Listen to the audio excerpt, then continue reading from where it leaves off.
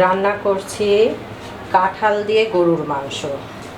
আমি এখানে 1.5 কেজি গরুর মাংস নিয়েছি, সরিয়ে নিয়েছি। এরপরে আমি দিলাম পরিমাণ মতো কাঁচামরিচ, শুকনা মরিচ, তেজপাতা এবং গরম মশলা কালো এলাচ দিয়েছি 2টি থেঁতি করে, আর সাদা এলাচ 4-5টি থেঁতি করে দিয়েছি, লবঙ্গ, গোলমরিচ পরিমাণ মতো, পেঁয়াজ 1 কাপ কুচি, রসুন গোটা 6-7 কোয়া। এরপরে পাউডার মশলা অ্যাড করছি, জিরা পাউডার 1 টেবিল স্পুন, হলুদ পাউডার 1 টেবিল স্পুন, মরিচ পাউডার 2 টেবিল স্পুন, ধনিয়া পাউডার 2 টেবিল স্পুন,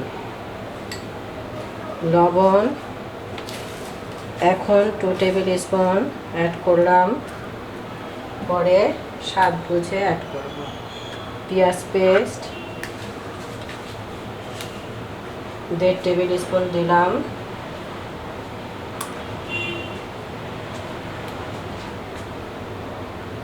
আদা পেস্ট 1.5 টেবিল স্পুন, রসুন পেস্ট 1/2 টেবিল স্পুন, গোটা জিরা 1 টেবিল স্পুন।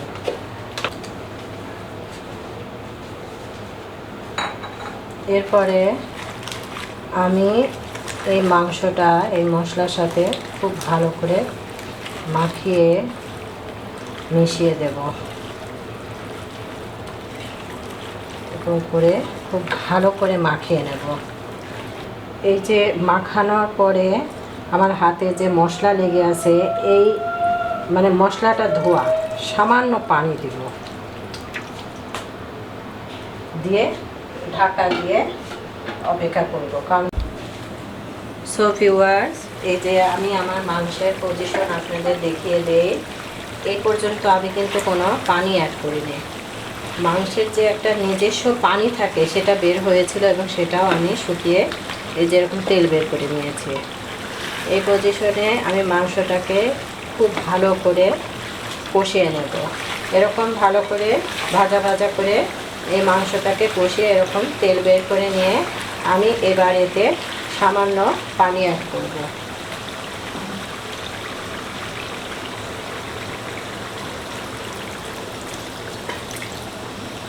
এরকম অল্প অল্প করে পানি 2 থেকে 3 বার অ্যাড করে আমি এই মাংসটাকে কষিয়ে নেব। এই পজিশনে আমি এই মাংসের সাথে কাঁঠালটা অ্যাড করে দেব। আমি কিন্তু এই কাঁঠাল ভালো করে ধুয়ে ভাপ দিয়ে নিয়েছিলাম হলুদ এবং লবণ। এরপরে এই কাঁঠাল অ্যাড করে আমি এই মাংস আর কাঁঠাল খুব ভালো করে কষিয়ে নেব। এরপরে সামান্য পানি অ্যাড করব, ঢাকা দিয়ে অপেক্ষা করব। তো ভিউয়ার্স, দেওয়ার পর যে পানি দিয়েছিলাম সেই পানি কিন্তু এই দেখেন শুকিয়ে গিয়েছে। এরপরে আমি কিন্তু এই কাঁঠাল আর মাংসটাকে ভালো করে কষিয়ে নেব। কষিয়ে এরকম তেল বের করে নেব। আমার কাঁঠালে কিন্তু কোনো রকম পানি নেই, এই যে আমি দেখিয়ে দিচ্ছি।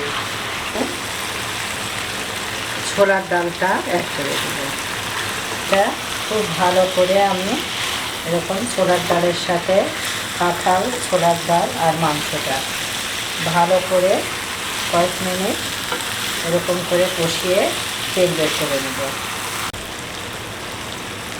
সামান্য পানি দেব ছোলার ডালটা কষানোর জন্য। এরপরে ঢাকা দিয়ে অপেক্ষা করব এই পানি শুকিয়ে আসা পর্যন্ত। সো ভিউয়ার্স, আমি আমার তরকারি পজিশন আপনাদের দেখিয়ে দেই। এই যে আমি এই ছোলার ডাল কষানোর জন্য যে পানি অ্যাড করেছিলাম সে পানি শুকিয়ে এই যে এরকম সুন্দর তরকারি দিয়ে তেল বের হয়ে গিয়েছে। এই পজিশনে আমি একটু নেড়ে চেড়ে আমি ঝোলের পানি অ্যাড করব। এরপরে ঢাকা দিয়ে অপেক্ষা করব। এই পজিশনে আমি লবণ চেখে দেখে আমি তরকারি বাগার দেব এবং আপনাদের দেখিয়ে দেব। আমি একটা ফ্রাই প্যান বসিয়ে আমি এখানে 1 চামচ ঘি অ্যাড করলাম। এই ঘি দিয়ে আমি এই ডালটা বাগার দেব। ঘি গরম হয়ে আসলে এতে আমি পেঁয়াজ অ্যাড করব এই তরকারিটা বাগার দেওয়ার জন্য। নেড়ে চেড়ে ব্রাউন কালার করে দেব। পেঁয়াজ এরকম ব্রাউন কালার হয়ে আসলে আমি এই পেঁয়াজের ভিতরে সামান্য দিব। এরপরে আমি এই যে আপনাদের দেখিয়ে দেই, আমি ওই পেঁয়াজের সাথে এই যে সুন্দর করে এটা মিশিয়ে দিলাম। দিয়ে এখানে একটা মশলা অ্যাড করব, এটা আমি আপনাদের বলে দিই। এই মশলাটা আমি এখানে করে নিয়েছি ভাজা মশলা। এটা সাদা এলাচ 2টি, কালো এলাচ 1টি, গোলমরিচ, লবঙ্গ আর জিরা, গোটা জিরা সব কিছু তেলে ভেজে এটা আমি সুন্দর করে গুঁড়া করে এই যে উপর দিয়ে ছড়িয়ে দিচ্ছি। এই মশলাটা কিন্তু কাঁঠালের রান্নাতে দিতেই হবে, না দিলে কাঁঠালের একটা যে অথেন্টিক একটা যে টেস্ট এটা কিন্তু আসবে না। আর আমার এই রান্নার রেসিপি ভালো লাগলে লাইক, শেয়ার ও কমেন্ট করে আমাকে জানাবেন আর সাবস্ক্রাইব করে আমার পাশেই থাকবেন। আজ এখানেই, আল্লাহ হাফেজ।